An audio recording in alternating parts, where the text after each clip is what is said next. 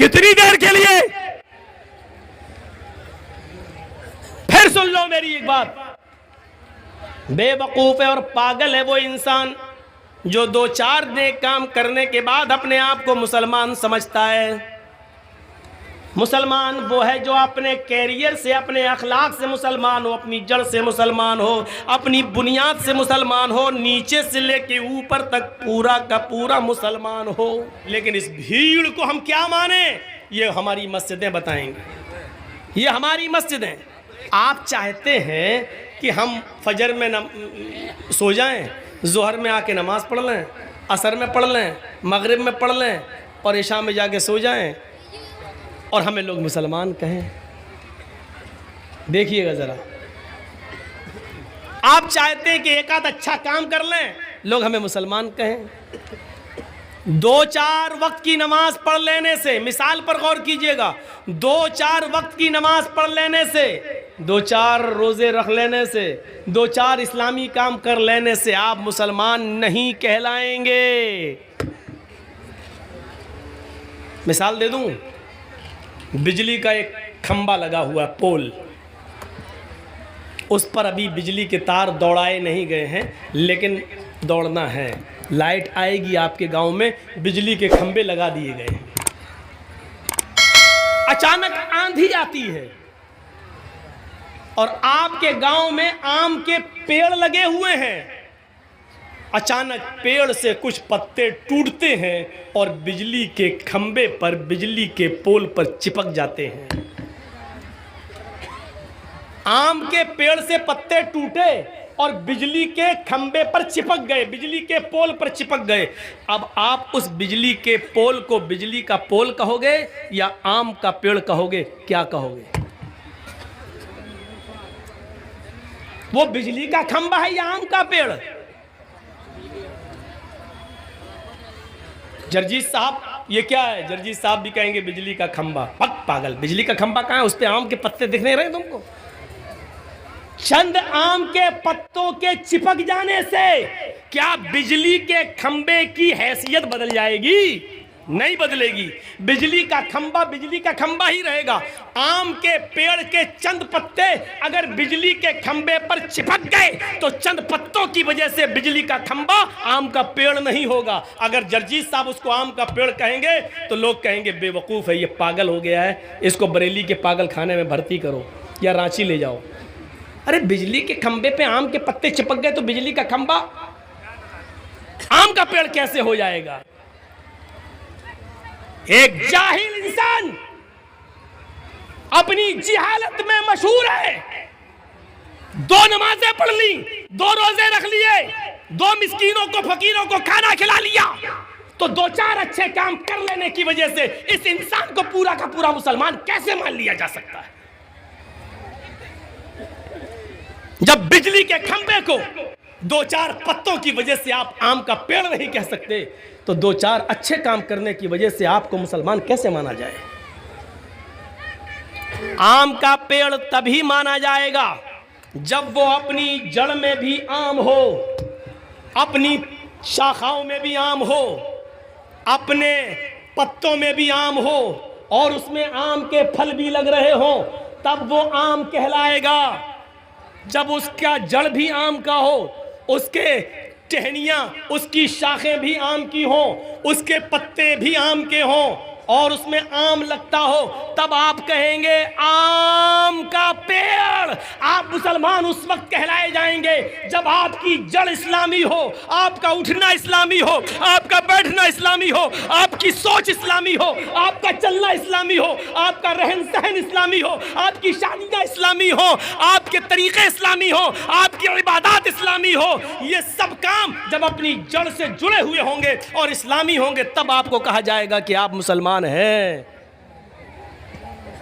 मौलाना मिसाल तो बड़ी अच्छी दी है आपने, लेकिन कितनी देर के लिए?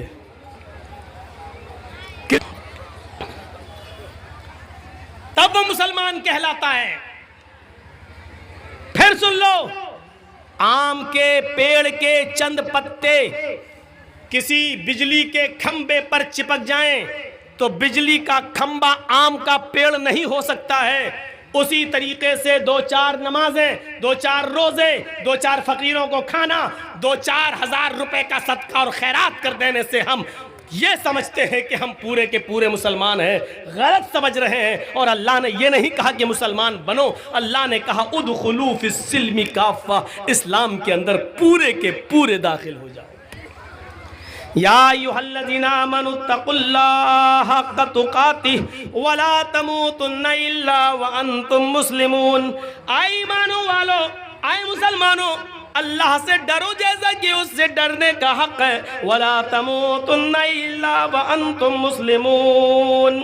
और तुम्हें मौत नहीं आनी चाहिए, तुम ना मरो, लेकिन जब भी मौत का फरिश्ता तुम्हारे हलक पर सवार हो जाए, तुम्हारे सीने पर बैठ जाए और वो तुम्हारी रूह निकालने लगे, जब तुम्हारी रूह कब्ज़ से उनसुरी से निकल रही हो, तो तुम उस वक्त पूरे के पूरे मुसलमान रहना, तुम उस वक्त पूरे के पूरे मुसलमान होना।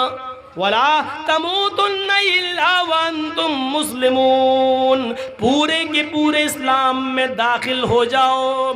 और जब भी मरो तो पूरे के पूरे मुसलमान होकर मरो। मुसलमान अपने अमलों का एहतिसाब करता है, मुसलमान अपने अमलों का एहतिसाब करता है।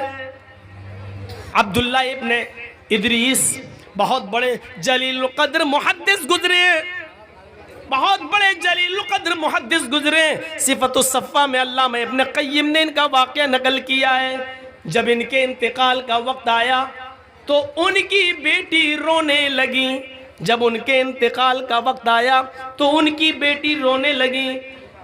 अब्दुल्ला इब्न इदरीस ने कहा, तुम क्यों रो रही हो मेरी बेटी? कहा, अब्बू आपकी तबीयत इतनी ख़राब है और मैं रोऊं नहीं, क्यों ना रोऊं? ये फितरी आंसू हैं जो आना ही हर बेटी के आंखों में। बाप ने कहा, आए मेरी बेटी, तुम्हें रोने की ज़रूरत नहीं है, तुम्हारा बाप अल्लाह के पास जा रहा है। तुम जिस घर में रह रही हो, अब तक मैंने इस घर के अंदर 4000 मरतबा कुरान करीम की तिलावत की है। मैंने इस घर के अंदर अब तक 4000 मरतबा कुरान करीम की तिलावत की है। मुझे अपने रब की ज़ात से उम्मीद है कि कुरान की तिलावत की बरकत से वो हमें बख्शेगा, वो हमें जहन्नम में दाखिल नहीं करेगा, वो हमें जन्नत के अंदर दाखिल करेगा। अहले ईमान अपने अमलों का एहतिसाब करते हैं, अपने अमलों का हिसाब व किताब लेते हैं। इमाम बुखारी अल अदबुल मुफरद के अंदर एक वाक़या हज़रत ज़ैद इब्ने साबित का नकल करते हैं कि हजरत ज़ैद इब्ने साबित के घर में कुछ मेहमान आ गए। इशा की नमाज के लिए अज़ान होती है। हजरत ज़ैद इब्ने साबित अपने मेहमान के साथ इशा की नमाज पढ़ने के लिए जा रहे हैं। मस्जिद में, मस्जिद करीब थी उनके घर से, वो छोटे छोटे कदम रखते हुए जा रहे हैं, छोटे छोटे कदम। उनके मेहमान ने कहा है अजान हो गई है और आप छोटे छोटे कदम रखते हुए मस्जिद में जा रहे हैं, मस्जिद करीब है, चलिए थोड़े से बड़े बड़े कदम रखिए और मस्जिद में चलिए। तो हजरत ज़ैद इब्ने साबित ने क्या कहा? फरमाया कि आए मेरे मेहमान, तुम नहीं जानते हो, मैंने अल्लाह के नबी जनाब मोहम्मद रसूलुल्लाह से सुना है, आपने एक मस्जिद में खुतबे में कहा था कि मस्जिद की तरफ जो शख्स नमाज की नीयत से जाएगा उसके हर एक कदम पर एक नेकी लिखी जाएगी जो 10 नेकी के बराबर होगी और एक गुनाह उसका मिटाया जाएगा। जो मस्जिद की तरफ जाता है नमाज की नीयत से, हर एक कदम पर एक नेकी लिखी जाती है और एक गुनाह मिटाया जाता है। मैं छोटे छोटे कदम इसलिए रखता हूँ ताकि मस्जिद तक जाते हुए मेरे कदमों की तादाद बढ़ जाए और मेरे नामे अमाल में ज़्यादा नेकियां लिख ली जाएं, मेरे कदम की संख्या बढ़ जाए, मेरे पैरों के कदम की तादाद बढ़ जाए और मेरी ज़्यादा नेकियां लिख ली जाएं अल्लाह रब्बुल आलमीन की यहाँ, और ज़्यादा गुनाह मिट जाएं। अहले ईमान मुसलमान वो होता है जो अपनी एक एक नेकी को गिन गिन के रखता है। जैसे हजरत अब्दुल्ला इब्ने इदरीस ने कहा, मैंने इस घर में 4000 मरतबा कुरान करीम की तिलावत की है और मुसलमान वो होता है जो अपने गुनाह को भी याद रखता है कि आज मुझसे कितने गुनाह हुए हैं। बिस्तर पे जब सोता है रात में तो सोचता है कि दिन भर में हमने अच्छे काम कितने किए हैं और बुरे काम कितने किए हैं, और बुरे काम जितने किए हैं कल कोशिश करें कि हम उससे कम करें और अच्छे काम में हम थोड़ा सा उसकी तादाद को बढ़ाएं। ये मुसलमान का काम होता है। हज़रत सुलेमान तैमी के जब इंतकाल का वक्त आया तो रोने लगे। पूछा तुम क्यों रो रहे हो? उन्होंने कहा 27 साल पहले एक गुनाह मैंने कर लिया था, उस गुनाह की तौबा मैं 27 साल से कर रहा हूँ, आज इसलिए रो रहा हूँ, पता नहीं अल्लाह ने मेरी तौबा कबूल की या नहीं की। अंदाज़ा लगाइए, एक गुनाह 27 साल पहले किया था और क्या कह रहे हैं, 27 साल से उस गुनाह की तौबा कर रहा हूं, पता नहीं अल्लाह ने कबूल किया कि नहीं किया मेरी तौबा। और हम तो 27 साल पहले एक गुनाह, हम तो एक दिन में हजारों गुनाह कर जाते हैं। वो कह रहे हैं कि मैंने एक गुनाह 27 साल पहले किया था और 27 साल के बाद आज तक मैं तौबा कर रहा हूं, अब मेरे इंतकाल का वक्त आ गया है तो रो इसलिए रहा हूँ, पता नहीं अल्लाह ने मेरी तौबा कबूल किया नहीं की। तो पूछा गया तुम कौन सा गुनाह किए थे? तो गुनाह आप सुनेंगे तो आपको हंसी आएगी, कोई गुनाह ही नहीं। 27 साल पहले पूछा गुनाह कौन सा किया? तो हज़रत सुलेमान तैमी ने क्या कहा था कि मैंने एक बिदाती से सलाम कर लिया था। बिदअती जानते हैं किसको कहते हैं? बताने की ज़रूरत नहीं है, अंदाज़ा लगा लीजिए। मैंने 27 साल पहले एक बिदअती को सलाम कर लिया था, 27 साल से आज तक तौबा कर रहा हूँ, अब मेरी मौत का वक्त करीब है, पता नहीं अल्लाह ताला ने मुझे माफ़ किया होगा या नहीं किया होगा। अल्लाह के नबी सल्लल्लाहु अलैहि वसल्लम ने फरमाया कि जिसने बिदअती के को अपने घर में ठहराया उस पर लानत, फलानतुल्लाहि अला मन आवा मुहदिसन, अल्लाह की लानत हो उस पर जिसने किसी बिदाती को अपने घर में ठहराया, अल्लाह की लानत हो उस पर जिसने किसी बिदाती से सलाम किया। तो वो कहते हैं कि मैंने एक बिदाती से सलाम कर लिया था, 27 साल से तौबा कर रहे हैं। बिदाती से सलाम कर लिया तो 27 साल से तौबा कर रहे हैं।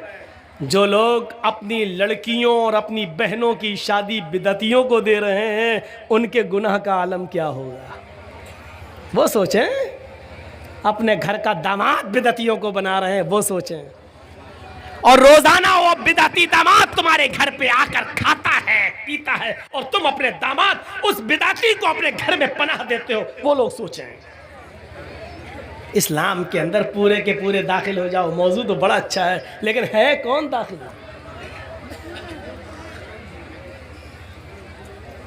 नबी अकरम सल्लल्लाहु अलैहि वसल्लम ने फरमाया था, युस्बिहुर रजुलु मोमिनन व युमसी काफिरन व युमसी मोमिनन युस्बिहु काफिरन।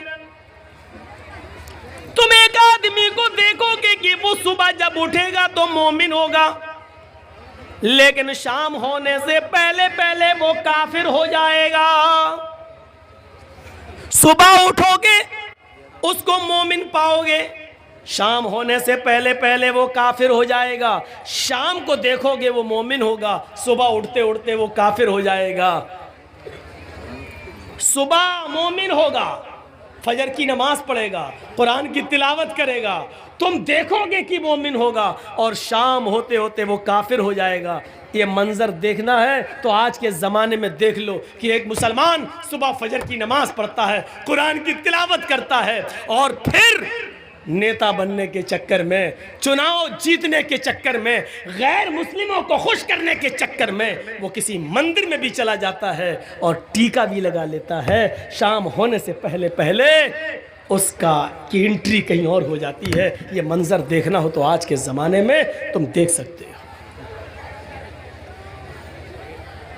ये कोई जमहूरियत का मतलब ये थोड़ी है कि हम जिस मुल्क में रहते हैं ठीक है भाई भाई बन के रहो, लेकिन इसका ये मतलब थोड़ी है कि आप दिवाली पर किसी को मुबारकबाद देंगे, होली पर किसी को मुबारकबाद देंगे। ठीक है तुम्हारा त्यौहार है तुम करो, हमारा त्यौहार हम कर रहे हैं, लेकिन एक मुसलमान होकर किसी गैर मुस्लिम को कहे कि दिवाली मुबारक हो, हैप्पी दिवाली, हैप्पी होली, माफ कीजिएगा, इसी चीज को खत्म करने के लिए तो मोहम्मद रसूलुल्लाह सल्लल्लाहु अलैहि वसल्लम आए, वरना ये ऑफर तो नबी को भी दिया गया था, 6 महीने आप हमारे मजहब में आ जाइए, 6 महीने हम आपके मजहब में आ जाते हैं। क्या कहा था अल्लाह के नबी सल्लल्लाहु अलैहि वसल्लम ने? कुरान की आयत नाजिल होती है, नहीं, लकुम दीनुकुम वलिय दीन, तुम्हारे लिए तुम्हारा दीन और हमारे लिए हमारा दीन, तुम अपने दीन पर रहो, हम अपने दीन पर रहें, न तुम हमें हमारी ईद की मुबारकबाद दो, न हम तुम्हें तुम्हारी दिवाली की मुबारकबाद देंगे, न तुम हमें हमारी बकरीद पर मुबारकबाद दो, न हम तुम्हें तुम्हारे होली पर मुबारकबाद देंगे, तुम अपना त्यौहार करो, हम अपना त्यौहार कर रहे हैं। युस्बिहुर रजुलु मोमिनन व युमसी काफिर, सुबह देखोगे मोमिन होगा और शाम होते होते काफिर हो जाएगा। हम इस्लाम के अंदर पूरे के पूरे दाखिल नहीं हैं।